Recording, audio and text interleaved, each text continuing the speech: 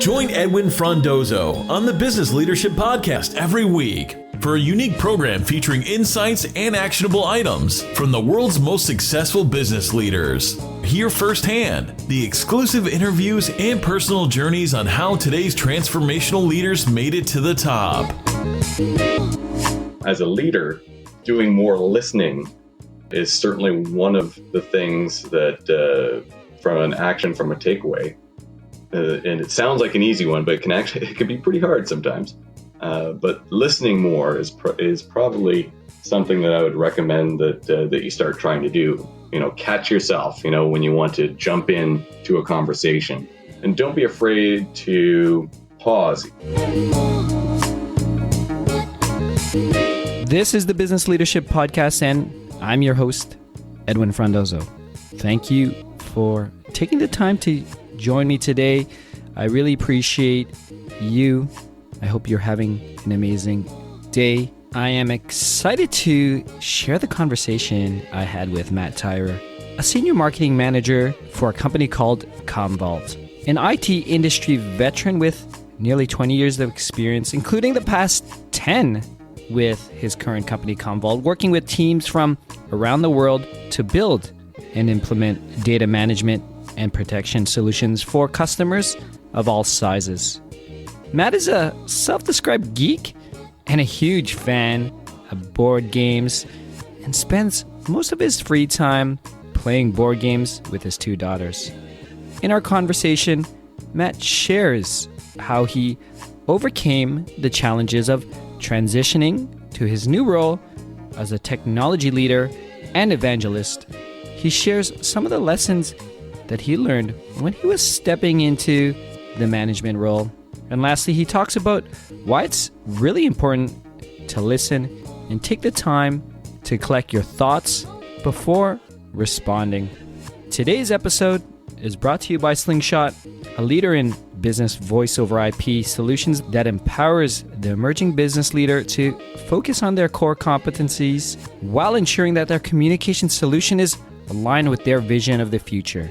Slingshot, VoIP solutions that understand the needs of emerging business leaders.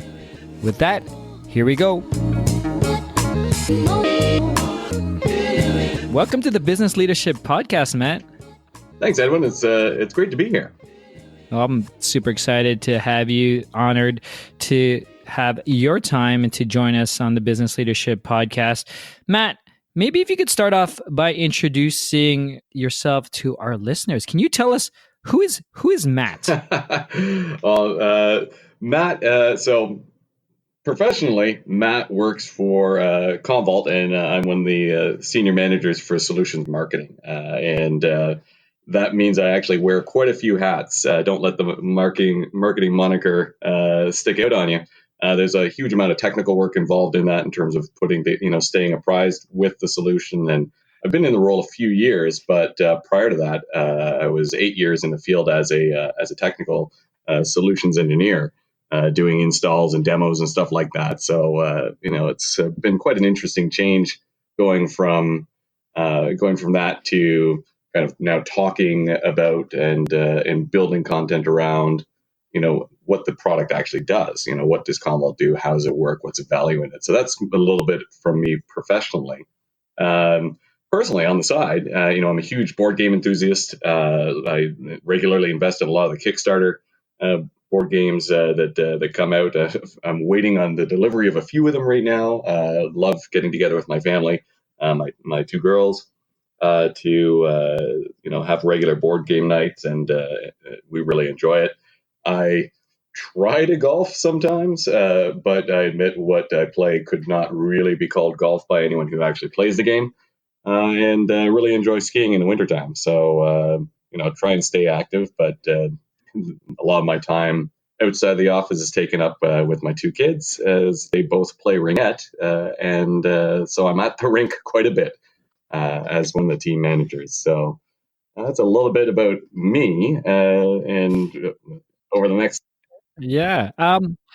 I was going to ask you, and it sparked a question in me, Matt, given that you are a board Yeah. game enthusiast. I have a 3-year-old. I don't know when you started playing board games, but what would you recommend for me, even for the listeners out there who have young children, like the type of board games that you would recommend? And if there's none for 3, because I understand it's hard for me to even get Jade to sit down for a while. What would you recommend? Well, I mean, yeah, for 3, that might be hard. I know there are some out there kind of geared for kids of that age, but some of the ones I started with my kids. So my girls are soon to be 12 and 9, going on 10. So they're at an age and maturity that we can actually play some pretty complicated games. But some of the ones that I used to introduce them were, some of the junior games. Like there's actually like My First Carcassonne, which is a very easy stepping stone into that style of tile placement board game where you're trying to build a road, and how many of the kids of your color are on that road, and so really build on that. So that was a good first one. I mean, my first, there's Ticket to Ride Junior, Monopoly Junior, like any of those ones that kind of say right around the 5-year mark are good intro games. And once they kind of get hooked, then you can start introducing more complicated games and slowly grow them into fellow board game geeks. Yeah. It sounds like that you've been successful on that track, so that's amazing. And I'll probably take it offline, and maybe we could share some of your famous, the best board games that you'd recommend for us, because I know Awesome. I've had other guests talk about board games, so that's kind of cool. But I wanted to get right into it. I know you mentioned you're at Commvault, you're in solutions marketing, you've grown. So maybe if you could explain to us what's Commvault, what are your specific roles when you're talking about talking to customers, and maybe if possible, like what are you trying to accomplish in your role right now? Like what's your vision in the next 6 to 12 months? Sure. I'll start with who Commvault is, and what do we do. So we are a data management company. Excuse me. We're a data management company, and we're in the business of making sure that people's data is available to them at all times. So we take care of protecting it, providing recovery copies of it, and actually taking those copies that we have and driving additional value into it in terms of being able to run analytics against them, being able to use those copies for disaster recovery, dev test type operations, really being able to make use of those data copies for different reasons outside of just your classic kind of backup and recovery setting. So, and we're capable of delivering that solution across data center, local office, remote office, virtual, physical, cloud, container, application, file, email, SaaS. So really, we've got probably one of the broadest coverages in the industry in terms of what we're capable of addressing in terms of data types and sources. And that's who Commvault is, and it's really about making sure that our customers are ready to address whatever data needs come their way. They're ready to recover, ready to protect, ready to secure, ready to migrate, ready to use any of that data. And so that's really one of the things that as Commvault we try to do for our customers. Me personally, what am I looking to do and accomplish over the next 6 to 12 months?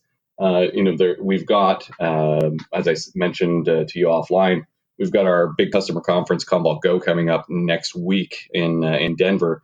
If you're interested, that we're going to be live streaming the keynotes actually. But as part of that, we're launching several new products.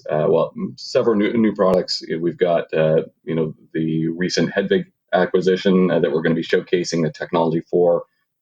From a unifying multi-cloud storage perspective, we're actually going to be announcing a bit of a secret project of ours that is finally going to see the light of day, and it's really about how we're innovating in the mid-market with really what we see as a one-of-a-kind SaaS portfolio that can scale to the enterprise level.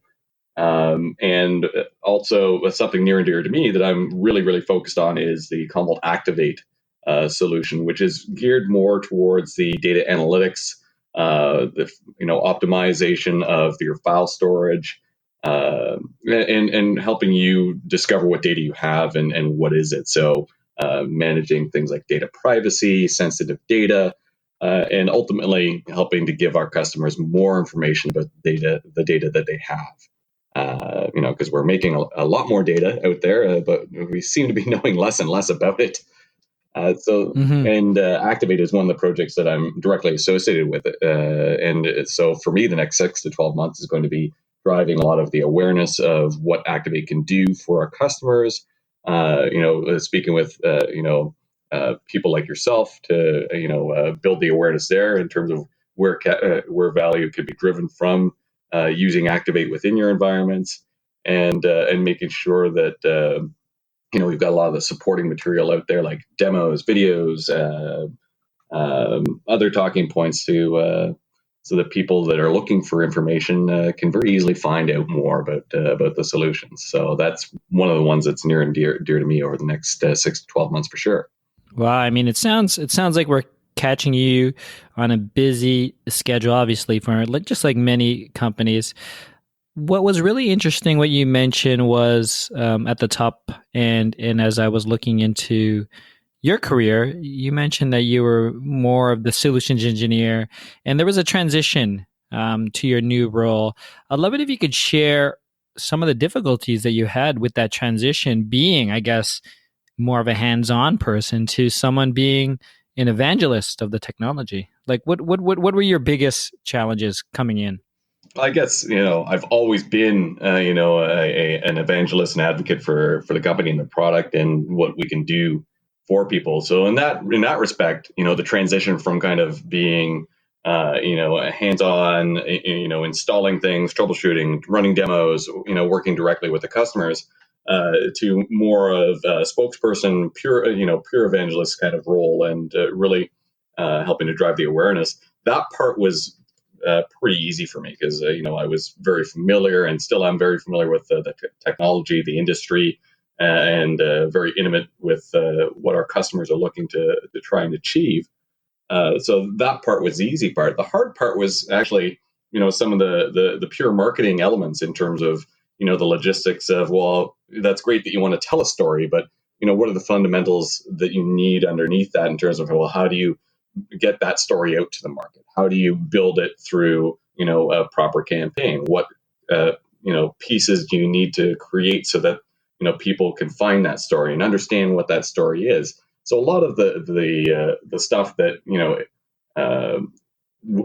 on more of the marketing background side of things, was where I needed to do the most learning, because, it wasn't an area that I'd been very, exposed to over my career previously.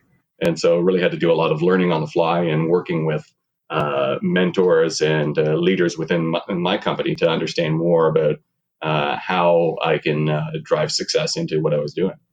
How long did it take you to get, I guess, comfortable with that? I mean, it sounds like you did have the support system in-house, the mentors, the other team members. So how long did it take you to realize, okay, I got what I need to do now. I understand it fully. I'd like to say that I'm still working on that. As we're constantly changing and learning. There's no way to say that you've learned it all. But you know what? I'd say it probably took a good year and a bit for me to really feel confident in terms of my own capabilities. Not to say that I wasn't doing well prior to that. It was just having that self-confidence in terms of, hey, you know what? I know that I can build this, or I know that I can put this storyline together, or I know that I can do these tasks that have been asked of me. Just that self-confidence, and then a lot of that came from just doing.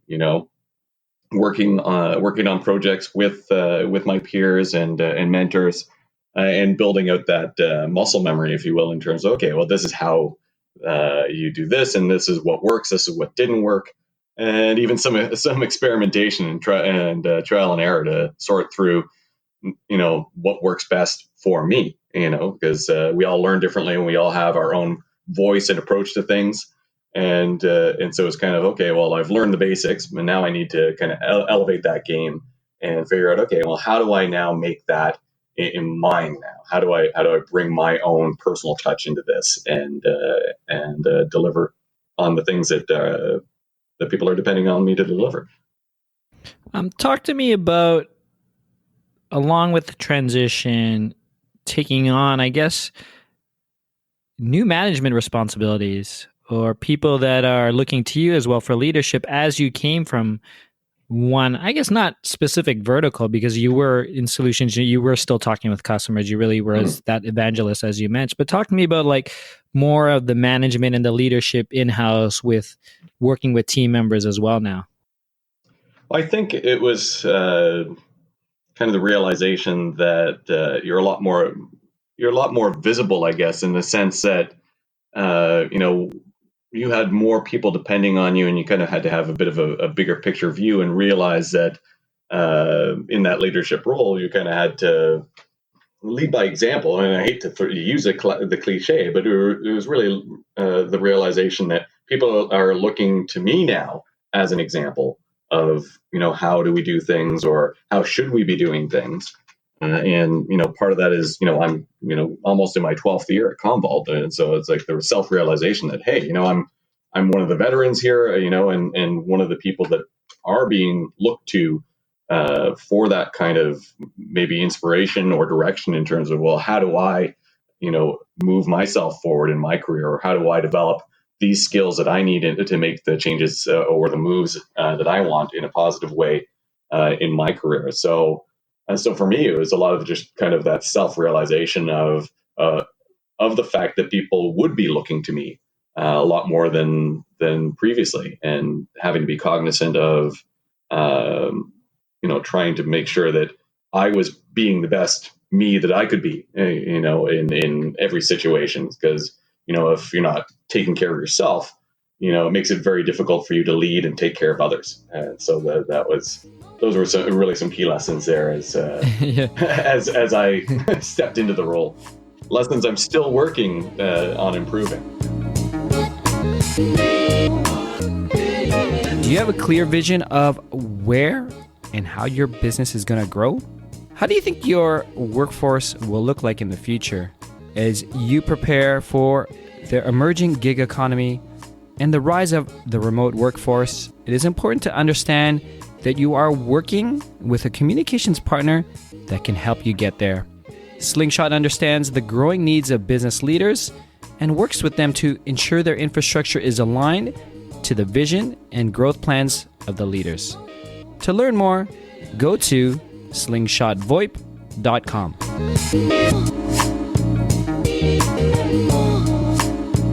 As you mentioned that with those realizations, was that something that you were realizing being more of that tenured employee before you moved into the management role, or was it like sort of that realization? I think you mentioned it. I think you might have said it like as you were taking it on now, and realizing, oh, I better step it up because I need to get better. And sort of follow up question to that is, what are you doing to upgrade your skills on that type of sense when it comes to management and being more accountable and people really looking to you for leadership?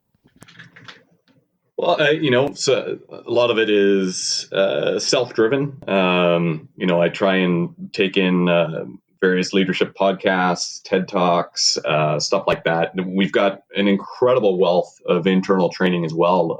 That's not just product related.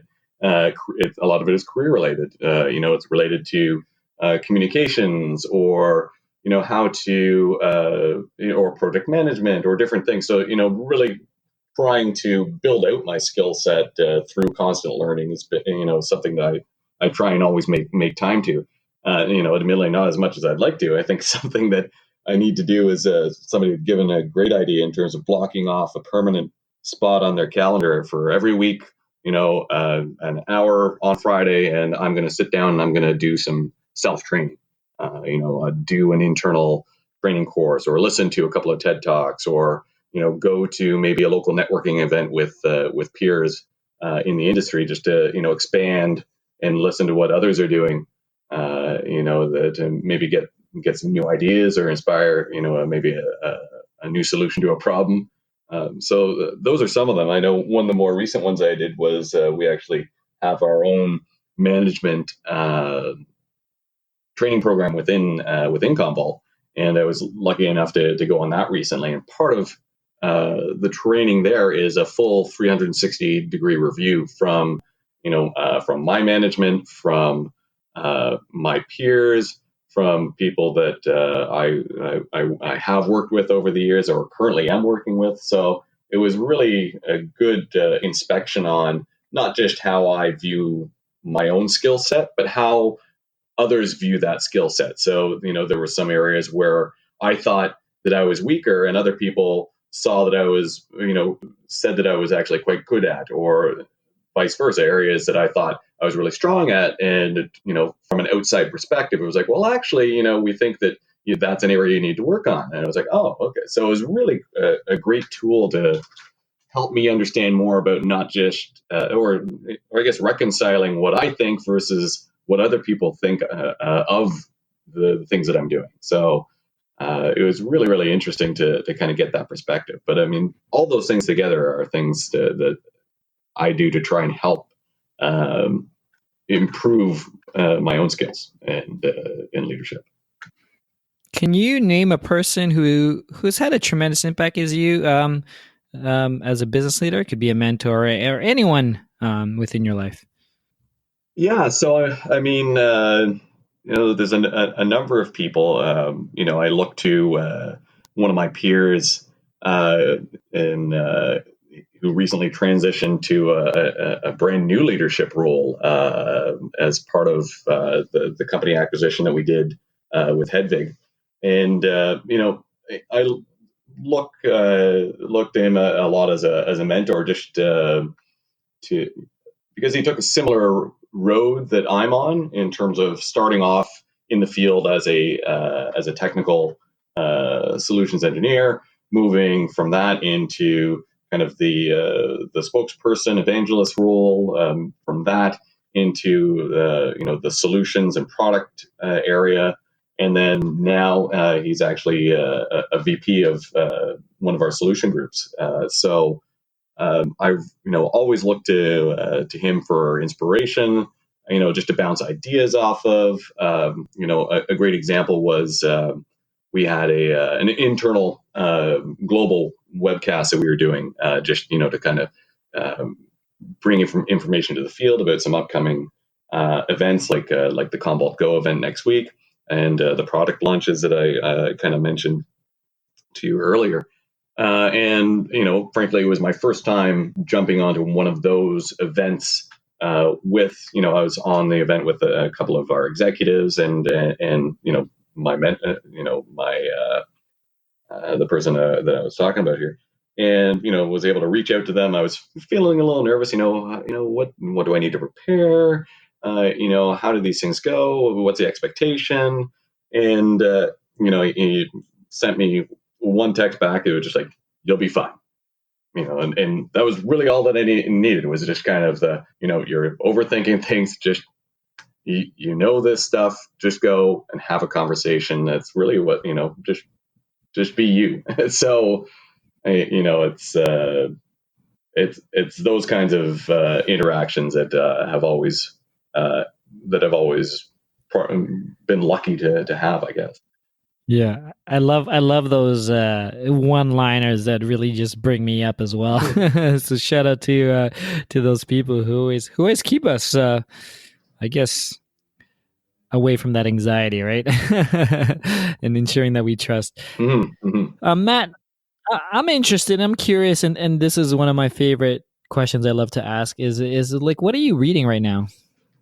Okay, so there's a couple of things that I'm reading. So I'm rereading the Silmarillion by Tolkien. So it's kind of before The Hobbit, before The Lord of the Rings. It's like the creation of Middle Earth, and it's actually it's an epic tale. It's got all the gods and all that stuff in it, and it's a guilty pleasure of mine, being a big geek.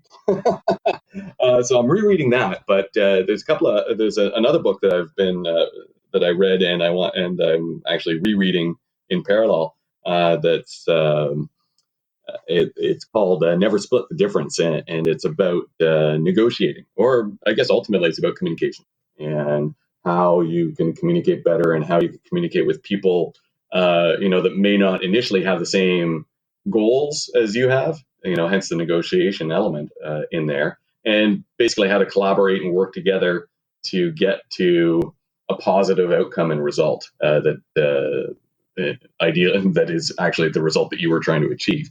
And it's by an ex FBI negotiator, and so he mixes in the instruction with real life stories from his experiences doing hostage negotiations with the FBI, and then he kind of breaks it down in terms of, well, this is what worked, this is what didn't, this is what surprised us, this is what we had to learn, and it's really helped me look at how I communicate, and being a little bit more cognizant of how am I saying things, or what are the things that I'm saying, and even why am I saying some of these things?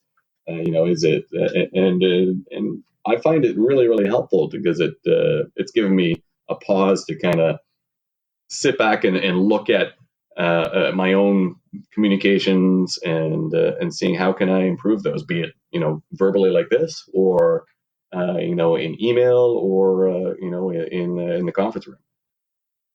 Can you share with one of the biggest things that you're learning from it as you reread it right now? Or is the one thing that I know for me, when I read things, sometimes there's one thing that I just learned from it and I'm super happy that I spent the time to read it. Like what are you taking away from it right now? Well, I mean, that's a tough one. It's not really any one thing, but they've got this great little cheat sheet at the back that kind of summarizes all of, the hints and tips and tricks that he had imparted throughout the book. But a lot of it, I guess a couple of things that stood out for me was being able to apply labels to things as you're talking to it. So, like, especially if it's an uncomfortable topic or something with a negative connotation, being able to apply a label to it. So it's like it seems like there's a challenge here, or it looks like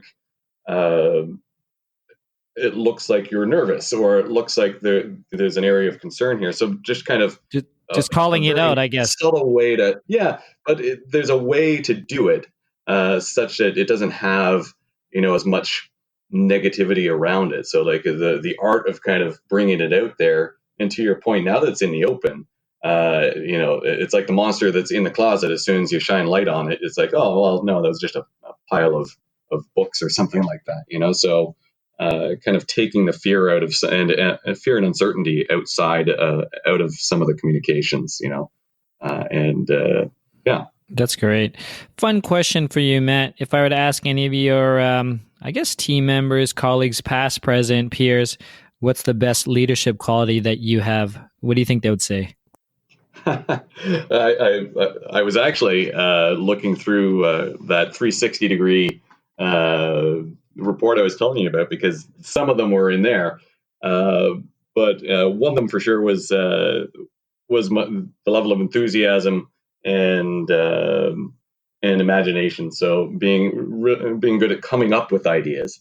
Maybe it's an idea to solve a problem, or an idea for an event, or an approach to things, and just that enthusiasm that I bring to it, and that passion that I bring to any of the tasks that I'm thrown into. So, I think that those are probably things that you would hear from my colleagues if you asked them. That's a great one. I love that one. I know you're talking about your conference. Is there any other initiatives, any projects? I mean, it doesn't have to be professional. It could be personal as well. Something that you're super excited about and you'd like to share with us. I've got a side pet project that I'm working on. I'm a big beer enthusiast. Craft beer and just working with the different brewers. Trying different things, and really supporting the local craft brew community here in Ottawa. But one of the projects that I'm working on is trying to develop and launch with a partner, a business partner of mine, our own craft beer, but a non-alcoholic craft beer. So that's what we're trying to bring to the market. So kind of take that whole craft experience of, nice, different, flavorful, full beers, but minus the alcohol. So that's a fun thing there. I like that. You got to keep me up to date on that. I'd love to, I guess, be your beta testers on those. I'll keep you on the Rolodex for when we've got some stuff to sample there. So that's amazing. Still working through the QA stuff. Definitely keep you apprised of that. So that's a personal, fun pet project there. But other than that, like I said, my passion for board games and just always at the board game store looking at different ones and seeing what's coming out. Awesome. Super having fun here, really learning. I'd love it if you could share any final thoughts with the listeners today, observations. Ideally, Matt, if we could instill some actionable items for those who are listening, who are looking to grow, to excel within their career. Sure. Yeah, I think two really good ones, and these are hard for me because I'm a very outgoing individual, and so these are like ones that I try and work on as much as I can as well. So one of them is listening.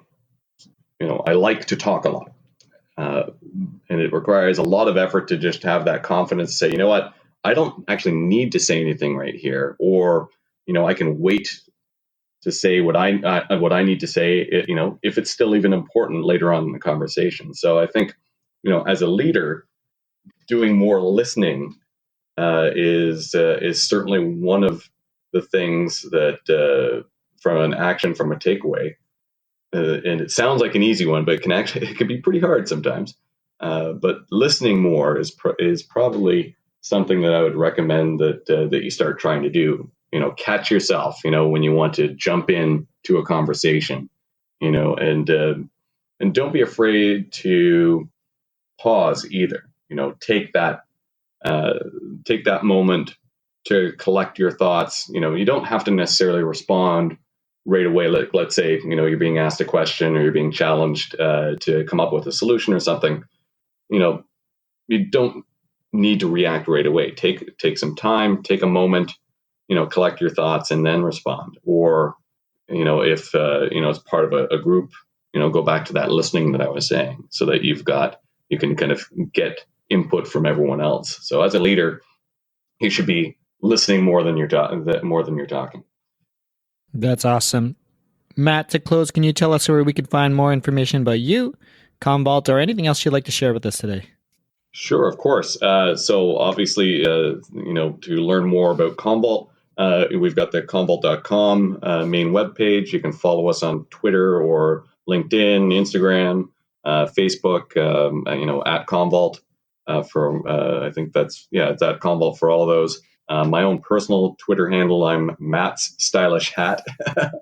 And you can find me on LinkedIn as well, Matt Tyrer, with Commvault. More information, as I said, next week there's going to be a wealth of information coming, not just about new things coming to market from Commvault, but also our core technology as well. So if you're able to take in some of the live streams of the keynotes, that would be a great way to learn more as well. They'll be streaming off of the main Commvault.com page and off of our social feeds too. So and lastly, we've got a lot of great introductory videos, demo videos. They're quick, they're easy to consume. They help give you a perspective on some of the more specific areas that we can help our customers with. Very cool. And we'll be sure to list all these links that you mentioned on the episode website as well. But Matt, thank you again for joining us on the Business Leadership Podcast. Great. It was a lot of fun, Edwin. I look forward to next time we're able to connect on this. Well, that's it, biz leaders. Thank you for joining me on another episode of the Business Leadership Podcast. This was episode 132 with Matt Tyrer. If you want to learn more about Matt, Commvault, or anything else we discussed, please go to thebusinessleadership.com/132. Please do join me on my private Facebook group where I will discuss this episode, answer your questions, and also connect you with other like-minded business leaders. Simply search for Business Leadership Group directly in the Facebook. Thank you again to Slingshot, a leader in business VoIP communications, a company that understands strategic growth, which aligns with your vision and goals of the future. If you haven't done so yet, please subscribe, rate, and leave a comment on Apple Podcasts or wherever you're listening today. Thank you again. Edwin signing off.